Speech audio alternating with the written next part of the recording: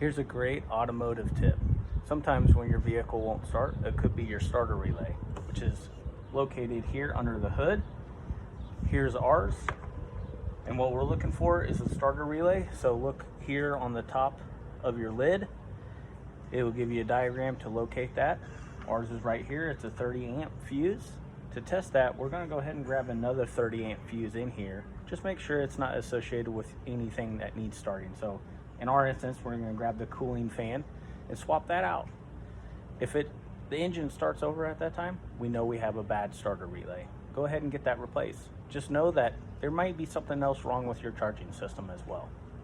I hope you liked this video. If you did, go ahead and subscribe and continue to learn about your vehicle. Thanks.